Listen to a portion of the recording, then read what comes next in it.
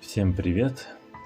Переехал я в Нидерланды и наткнулся на такую деревеньку Анна Павловна. Начал интересоваться, съездил я, посмотрел деревню, с погодой мне не повезло. Немного расскажу, всяких фактов из интернета, естественно.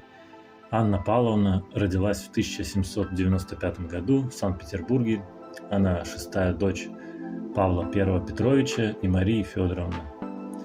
Также она сестра императора Александра I, Николая I и, конечно же, королева Нидерландов и великая герцогиня Люксембурга, как супруга Вильяма II. Она была 9 лет королева. В честь Анны Павловны был назван североголландский польдер Анна Полона. Великая княжна Анна Павловна появилась на свет в последние годы правления своей бабушки Екатерины II. Сама деревня, там смотреть особо нечего. Даже ходил в библиотеку, и люди сказали, что только памятник и все. В 1816 году она вышла замуж по настоянию сестры Екатерины за принца Вильяма Оранского.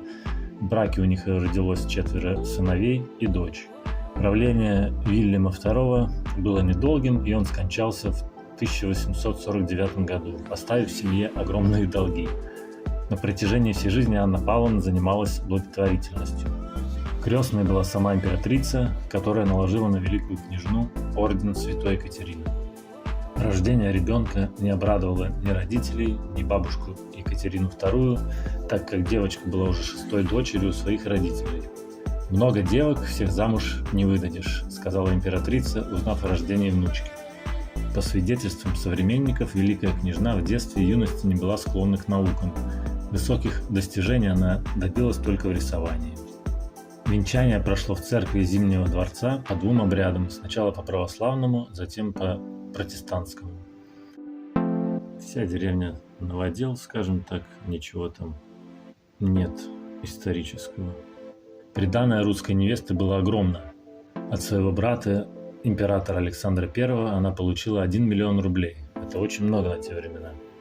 Впоследствии большую часть личных средств Анна Павловна потратила на благотворительные цели.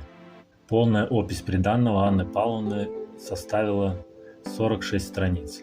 В качестве подарка на свадьбу император Александр I преподнес сестре серебряный столовый сервиз, для изготовления которого переплавили царские врата церкви Архангела Михаила в Михайловском замке.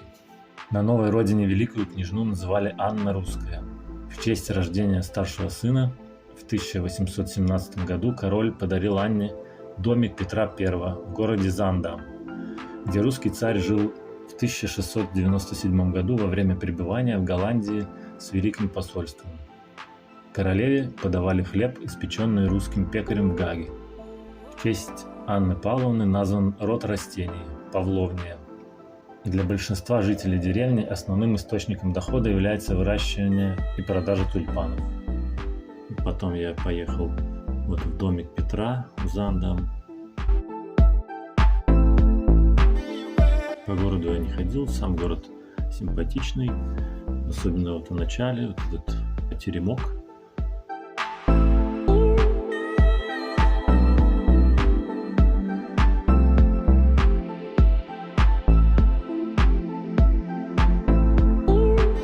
В XIX веке вокруг домика был сооружен каменный футляр или саркофаг, мне кажется. Хотя бы узнал немного истории про Анну Павловну. У самого Павла I я был в Гатчине, очень прекрасно, в гостях, скажем так.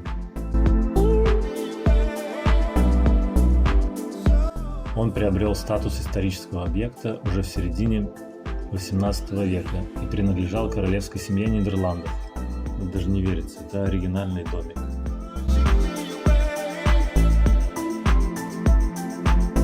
Там довольно много информации. Я всю ее говорить, в принципе, не буду. Можно почитать. Вход стоит 6 евро. Самая древняя деревянная постройка в Нидерландах. Петр приехал в Голландию среди 35 добровольцев, направлявшихся сюда вместе с Великим посольством под именем урядника Преображенского полка Петра Михайлова. Вот это все, что на стекле нацарапано, это расписывались посетители раньше. Сейчас запрещено, как мне сказала женщина на кассе. Они снимали с кольца алмазы и оставляли, скажем так, свои инициалы. Маленький домик в Зандам, в котором Петр I жил 1 неделю, в августе 1697 года был сохранен и превращен в музей. Все есть на 3 языках там написано. В 1814 году император Александр I посетил Зандам и домик Петра I, где возложил на камин мраморную доску с надписью «Петро Магно, Александр». Даже не верится, что тут был Петр неделю. В 1818 году домик Петра был подарен Анне, королем Нидерландов Вильгельмом I.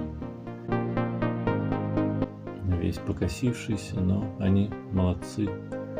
Избавились от короеда и как-то поддерживают.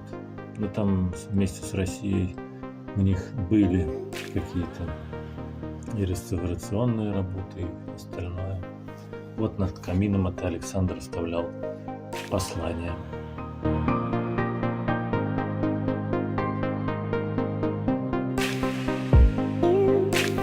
Качество не очень, потому что там вроде есть лампы, но они такие мощные, что и темно все равно.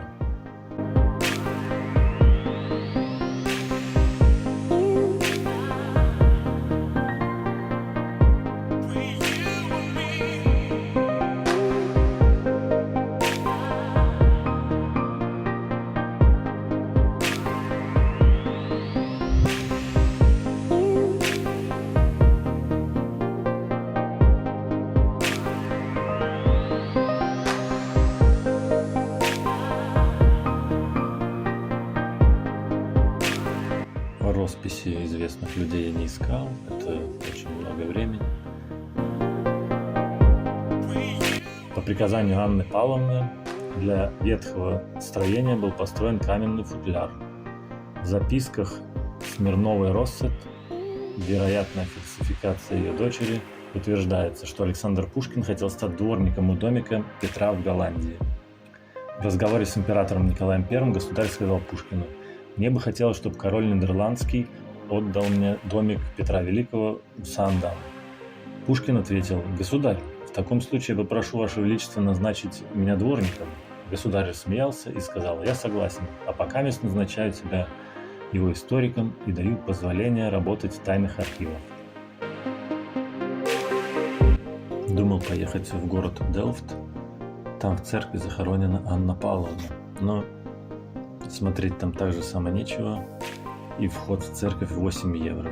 Тут в Нидерландах даже собакам надо покупать в автобус билеты или в поезд. Очень все дорого.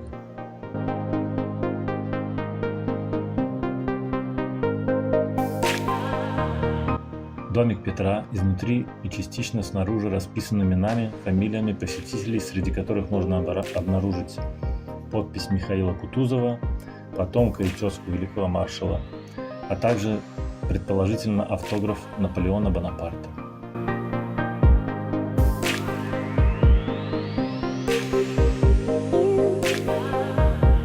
Промок я насквозь, так что снимался довольно-таки быстро.